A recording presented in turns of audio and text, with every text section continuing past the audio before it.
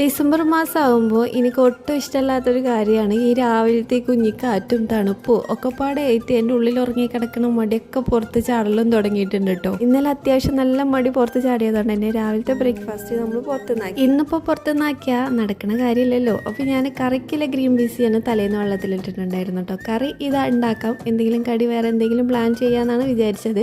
രാവിലെ എണീറ്റപ്പോൾ നമ്മൾ അജ്മി പുട്ടുപൊടി കണ്ടപ്പോൾ പിന്നെ ഞാൻ വിചാരിച്ചു എന്നാൽ പുട്ടന്നെ ഉണ്ടാക്കാം. എന്നെ അറിയണവർക്ക് എല്ലാവർക്കും അറിയാം ഞാൻ പുട്ടിൻ്റെ വലിയൊരു ഫാനാണെന്ന്. അതൊന്നും ഉണ്ടാക്കാൻ നിന്നപ്പോഴാണ് കേട്ടോ തണുപ്പൊന്നും വക വെക്കാതെ എൻ്റെ ചെറിയ വിത്ത് എണീറ്റ് വന്നിട്ടുണ്ട് കേട്ടോ. പിന്നെ ഇതെങ്ങനെ ഉണ്ടാക്കണം എന്നൊക്കെ എല്ലാ കാര്യങ്ങളൊക്കെ അവൾ എനിക്ക് പറഞ്ഞു തരുന്നുണ്ട് കേട്ടോ. കൂട്ടത്തിൽ കണ്ടില്ലേ കുറേ കൈ കൊണ്ടൊക്കെ ആക്ഷനൊക്കെ കാട്ടിത്തരുന്നുണ്ട്. പിന്നെ അവളോട് സംസാരിച്ച് അതിനിടയിൽ കൂടെ ഞാൻ പുട്ട് റെഡിയാക്കുന്നുണ്ട് കേട്ടോ. ഞാനൊരു കിച്ചൺ ടൂർ പോലെ ഒരു ലോങ് വീഡിയോ അപ്ലോഡ് ആക്കിയിട്ടുണ്ട് കേട്ടോ. ലോങ് വീഡിയോ എന്ന് പറഞ്ഞാൽ വലിയ ആർഭാടമൊന്നുമില്ല, ആകെ 2-3 മിനിറ്റിൻ്റെ വീഡിയോ ഉള്ളൂ കേട്ടോ. കാണാൻ താല്പര്യമില്ല എനിക്ക് ഞാൻ ഈ വീഡിയോൻ്റെ താഴെ ഞാൻ അതിൻ്റെ ലിങ്ക് കൊടുക്കാം കേട്ടോ. പുട്ടൊരു സൈഡിൽ കൂടെ ആകുന്നു, കറിക്കുള്ള തേങ്ങയൊക്കെ അതിൻ്റെ ഇടയിൽ കൂടെ അരച്ചെടുക്കുന്നുണ്ട് കേട്ടോ. സത്യത്തിൽ ഞാൻ ഗ്രീൻ പീസ് കറീൻ്റെ റെസിപ്പി ആക്കിയില്ല ഒരു വീഡിയോ എടുക്കണം എന്നാട്ടോ വിചാരിച്ചത്. പിന്നെ സത്യം പറഞ്ഞാൽ ചില ക്ലിപ്പ് ഞാൻ മറന്നു പോകുക. അപ്പോൾ പിന്നെ ഞാൻ വിചാരിച്ചു ഇതൊരു വ്ളോഗ് പോലെയാണ് റെഡി ആക്കാമെന്ന് കരുതി കേട്ടോ. അതിൽ എണീറ്റ് വരുമ്പോൾ തണുപ്പൊക്കെ ഉള്ളൂ കേട്ടോ. പണിയെടുത്ത് വന്നു കഴിഞ്ഞാൽ പിന്നെ ഒക്കെ ചൂടായതുകൊണ്ട് ഉഷാറായിക്കോളും. പക്ഷേ രാവിലെ എണീക്കുമ്പോൾ ഒരു സ്റ്റാർട്ടിങ് ട്രബിൾ അത് അങ്ങനെ കുറച്ച് നേരത്തെ പരിശ്രമത്തിൻ്റെ ഇടയിൽ ഇന്നത്തെ ബ്രേക്ക്ഫാസ്റ്റ് പുട്ടും ഗ്രീൻ പീസ് കറി റെഡി ആയിട്ടുണ്ട് കേട്ടോ. പിന്നെ ഞാൻ പോയി കഴിക്കട്ടെ. അപ്പോൾ ഓക്കെ, ബൈ.